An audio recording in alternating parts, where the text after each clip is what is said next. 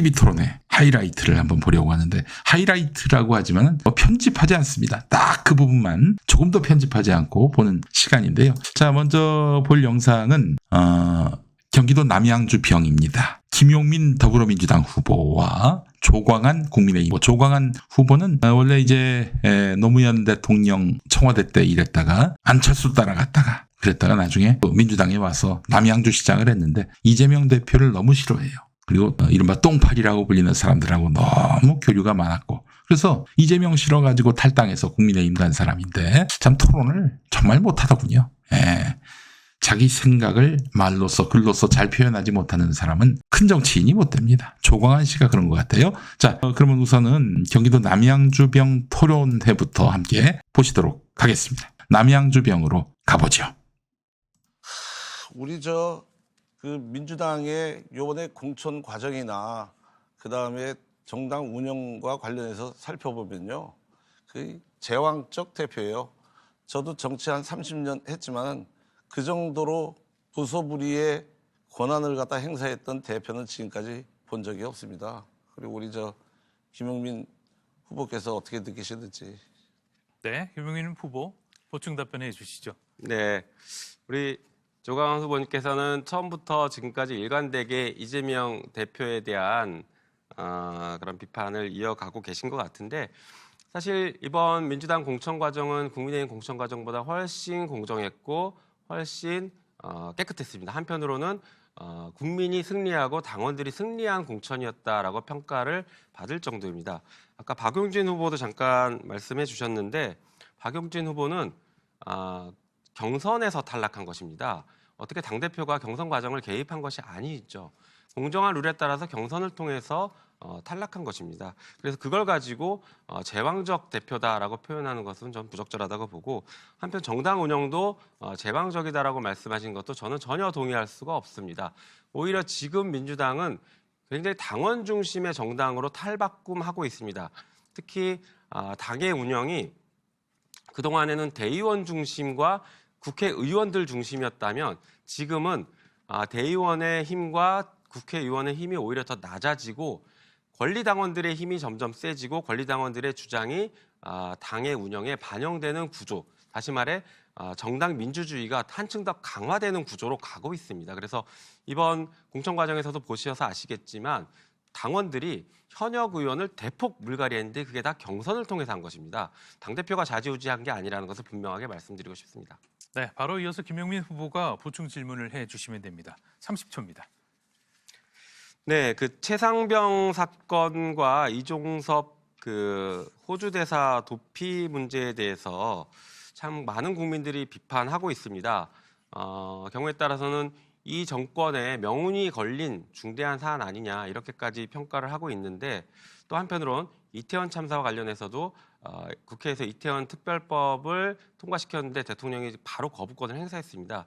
이런 문제들에 대해서 어떤 입장을 가지고 계십니까? 네, 보충 답변해 주시죠. 지금 질문하신 세 가지 내용은 이미 수많은 보도 그리고 엄청난 이 여론을 통해서 다 어느 정도 정리되고 그 각자의 판단이 있을 거라고 생각을 합니다. 이거에 대해서도 또 제가 말씀을 드리면은, 민주당은 공정으로 포장은 하죠. 그리고 억지 주장은 있어요. 아전인수적으로 해석을 하고, 그런데 그 억지 주장이 국민들한테 공감이 되느냐, 공감이 된다고 생각하지는 않습니다. 이제 여러 국민들이 여러 그룹이 있기 때문에 어떤 특정 그룹의 아주 팬덤 현상 때문에 이렇게 이끌어가고 있는 건데요. 이 공정과 상식을 얘기하면서 실질적으로 뒤로 내용을 보면은 공정과 상식이 안 이루어지고 있는 것이죠.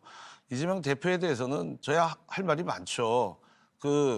대표적으로 입만 벌리면 거짓말 하시는 분이에요.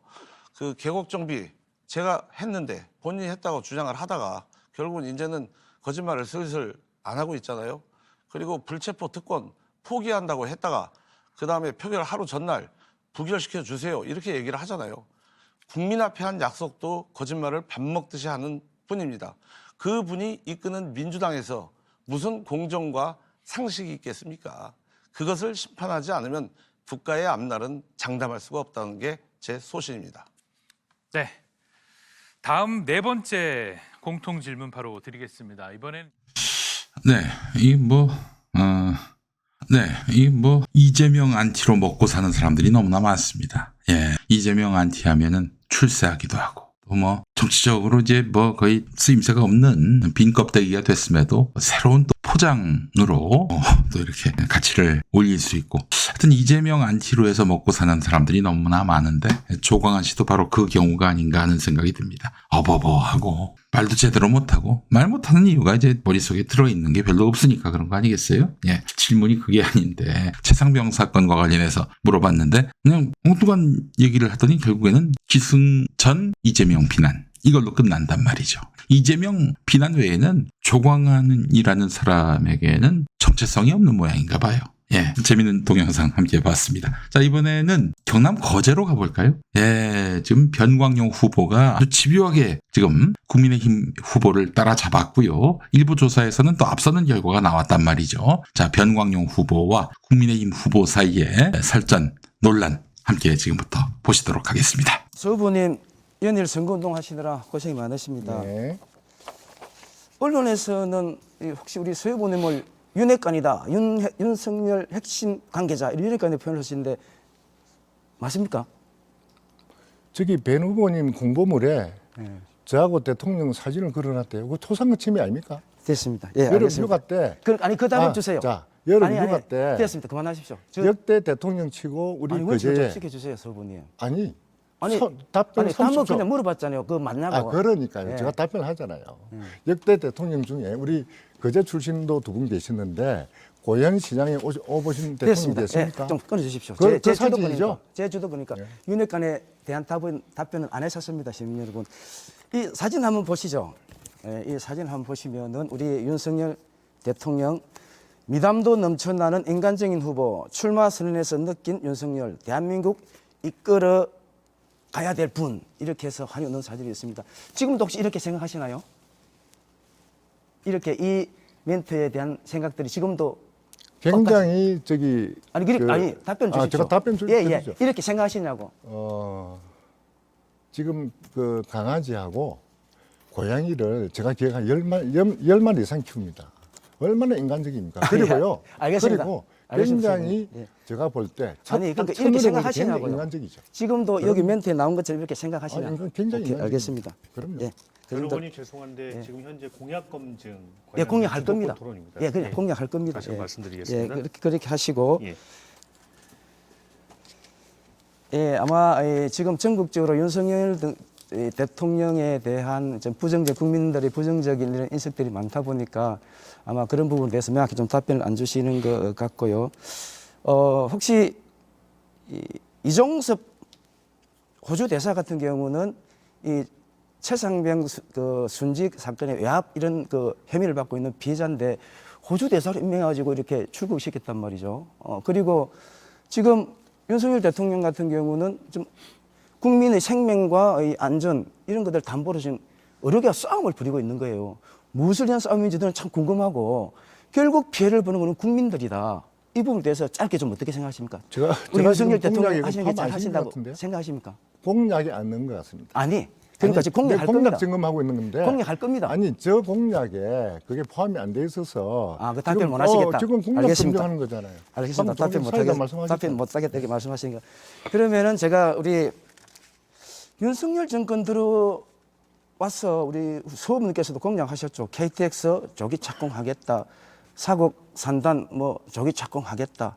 그가 되게 통행운행에 이런 공약을 하셨거든요.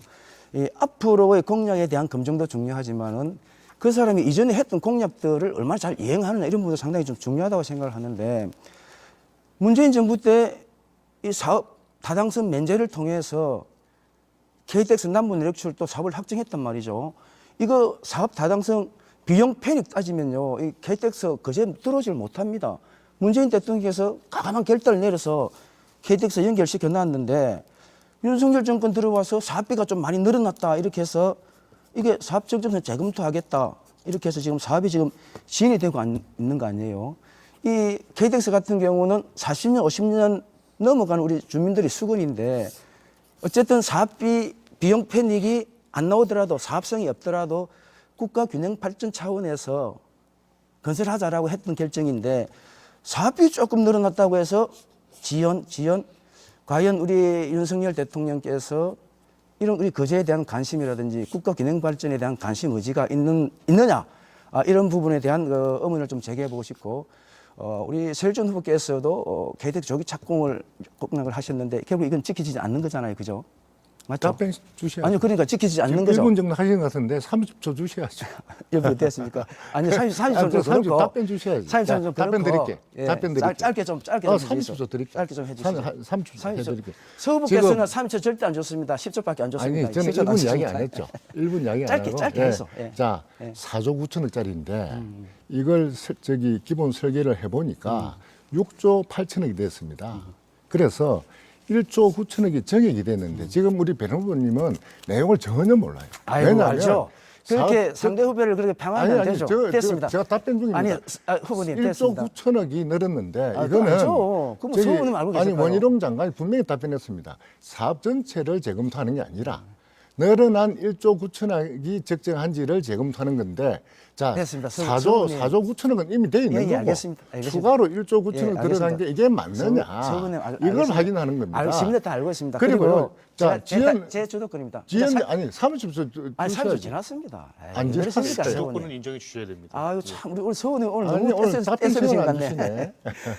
그걸 모르는 건 아니고 중요한 거는요. 지금 윤석열 대통령 세수가 60조 펑 끝났잖아요.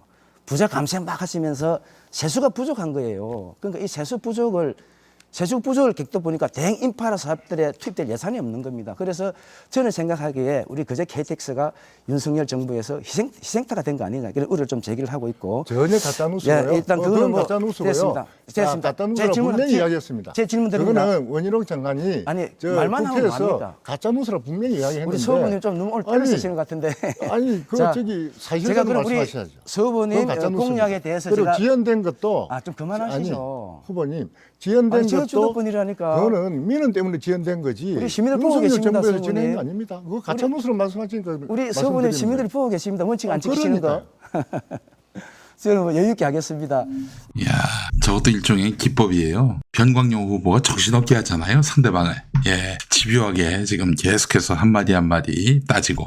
예, 아마 서일준 후보 땀 좀 빼고 나왔을 겁니다. 예, 재미있는 각축전을 함께 봤습니다. 자, 이번에는 부산 기장으로 가보겠습니다. 최태경 후보 정말 열심히 선거운동하고 있는데 토론 보면서 야 진짜 실력차가 너무 난다. 최태경 같은 사람이 국회 가야 되는데 상대 후보는 너무 낡았고 늙었다는 건 실제로 그 연령대가 높다는 것이 아니라 사고가 늙었다는 얘기예요. 자, 어쨌든 이 최태경 후보가 국가 예산을 놓고 이제 하나하나 따지고 있는데 국민의힘 후보 지금 앞서고 있는 국민의힘 후보는 이거 마치 지금 자기가 국회의원 선거에 나왔는지 구의회 의원 선거에 나왔는지 정체성이 그 혼란을 겪고 있는 것 같아요. 자, 부산 기장의 토론회 현장으로도 한번 가보도록 하겠습니다. 물가 잡겠다던 이재명 대표 최근에 전 국민에게 25만 원씩 주겠다고 하던데 돈 풀면 물가가 오른다는 것은 고등학생 정도도 다 알고 있습니다. 예. 그저 선거에만 눈물어서 이렇게 몇 표행이 하면 안 됩니다. 30조 된 것 같습니다. 예. 저는 의원님한테 대파 가격 어떻게 하면 안정시킬 건가 또는 물가 정책 어떻게 할까 국한에서 말씀드린 건 아니고요. 예. 우리 경제 전반이 예. 민생 경제가 나쁠 수밖에 없도록 악화되어 있습니다. 그래서 대통령이 이 시점에서는 사과하는 게 맞지 않나 그 말씀을 드린 거고요. 지금 경제가 나빠지고 물가가 높고 해서 서민들이 고소득자보다는 서민들이 특히 고통받고 있는데요. 저는 이제 윤석열 정부의 조세 정책에 대해서도 좀 언급하고 싶습니다. 지금 연소득 7,800만 원 이상을 벌고 있는 고소득자를 대상으로 한 조세 지출이 엄청나게 늘고 있습니다. 2019년부터 2021년까지는 고소득자를 대상으로 한 조세 지출이 10조 원 안팎이었는데 2024년은 15조 4천억으로 예상되고 있습니다. 지금 국가재정이 역대급으로 세수 감소로 해서 위기를 겪고 있습니다. 그런데 이런 조세 지출 증가를 감당할 재원 대책이 과연 있는가? 저는 정말 걱정스러운 상황입니다. 이런 고소득자를 향한 조세 지출 확대, 그것도 아주 급속하게 확대된 이런 문제에 대해서 정동환 의원은 어떤 견해를 가지고 계십니까? 문재인 정부 때 부채가 1,000조까지 올라갔습니다. 그래서 저희들 지금까지 대한민국이 어렵고 경제가 힘듦을 겪고 있습니다. 또한 후보자 여기 토론의 취지는 지역 해남과 정책을 기장군 유권자들에게 소상히 알리는 것이라고 생각을 합니다. 기장군과는 전혀 지금 관련 없는 국가적인 정책을 이야기하는 것도 중요하지만 기장군민의 이 소중한 시간을 듣고 싶어 합니다. 기장군민들 지금 기장시장에서 얼마나 힘듦을 겪고 있지 알겠습니다. 않습니까? 30초. 지역 민생이 되도록 좀 토론을 그렇게 저기요.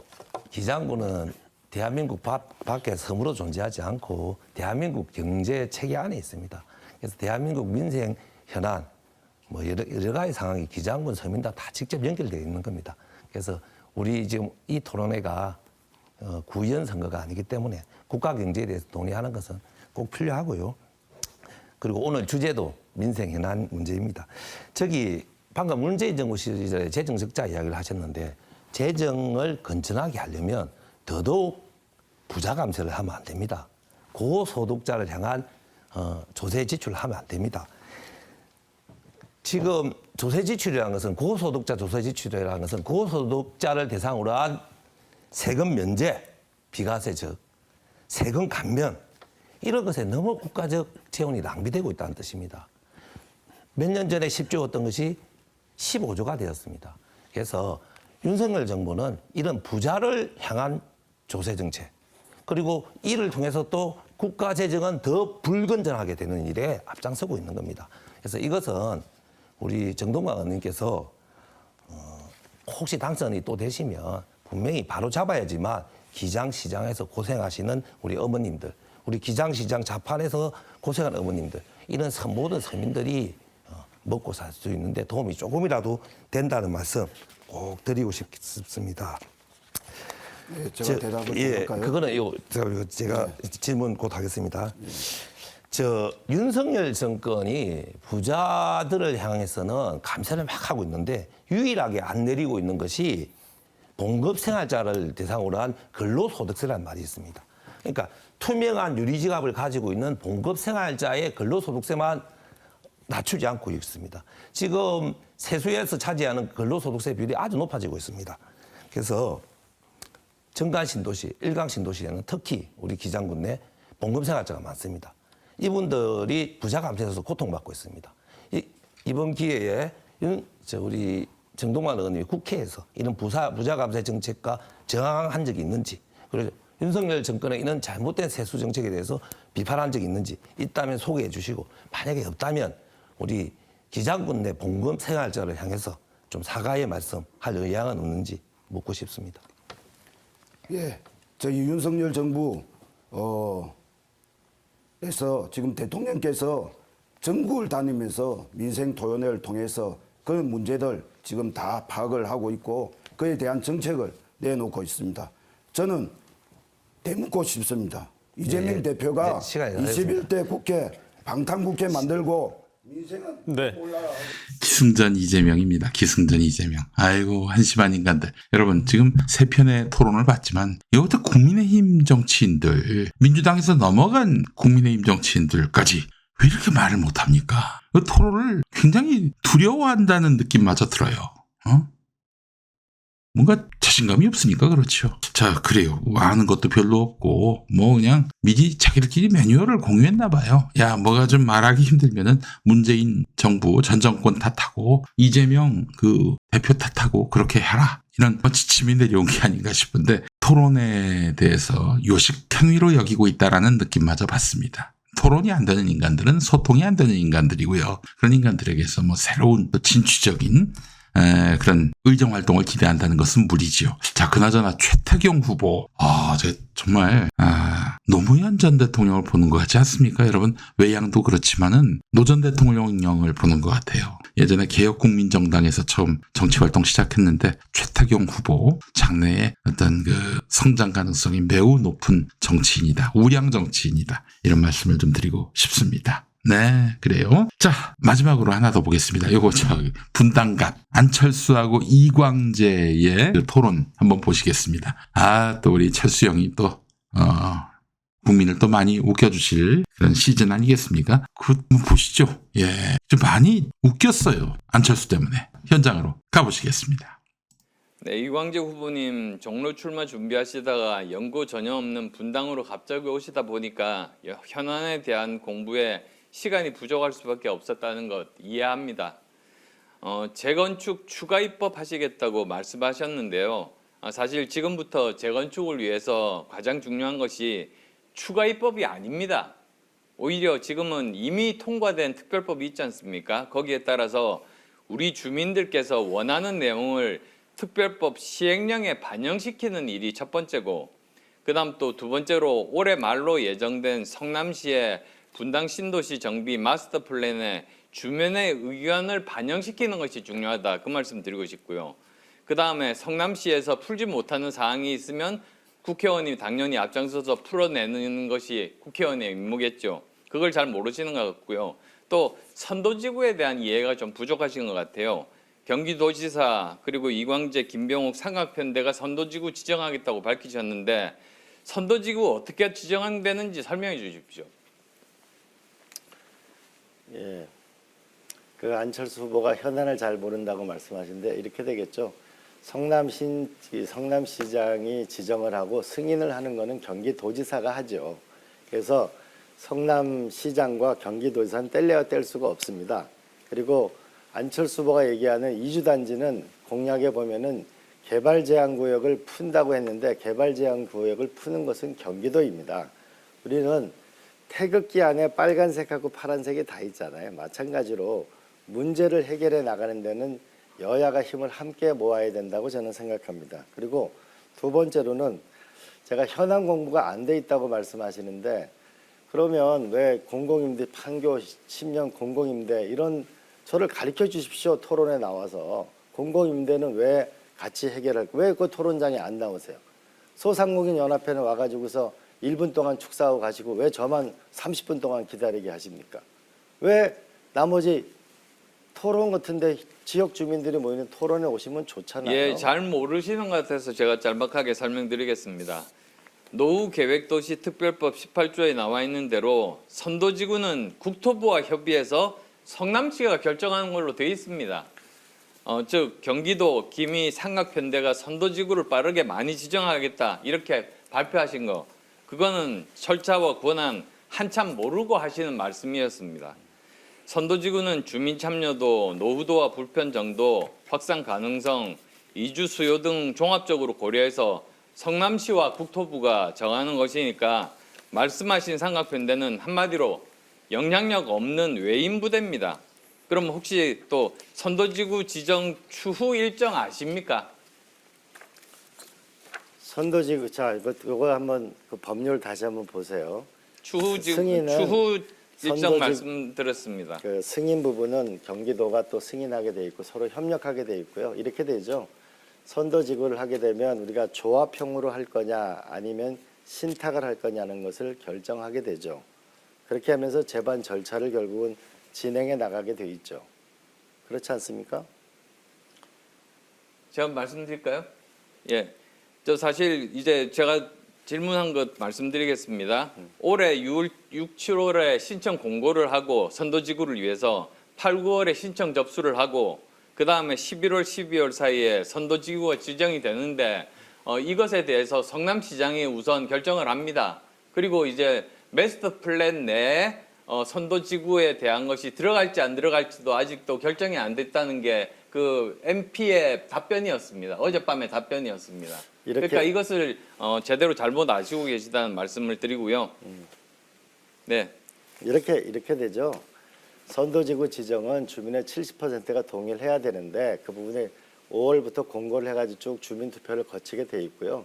성남시장이 신청하게 돼 있고 결국은 그 그 승인은 결국은 경기도지사가 또 함께 해야 되고, 그러나 국토부가 최종적으로 함께 협력하지 않으면은 이 세 개가 협력하지 않으면 안 되게 돼 있죠.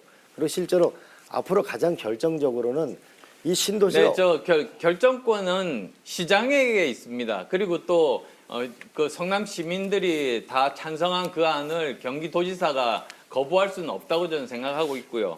다른 질문을 드릴게요. 이광재 후보께서 강원도지사를 역임하신 행정력과 불도저 추진력으로 분당 판교 발전에 이바지하시겠다고 연설에서도 말씀하시는 걸 저도 들었습니다. 그런데 강원도지사로 취임 선언하시자마자 정치자금법 위반 2심 판결로 직무 정지되셨고, 다음에 취임 후에 7개월이 안 돼서 대법원 유죄 판결로 지사직 상실하셨거든요. 이렇게 짧은 강원도지사 경력을 가지고, 그리고 대부분 기간이 직무 정지인 경력이 어떻게 탁월한 행정력으로 둔갑하고 과장될 수 있는지 저는 들으면서 납득을 못했습니다.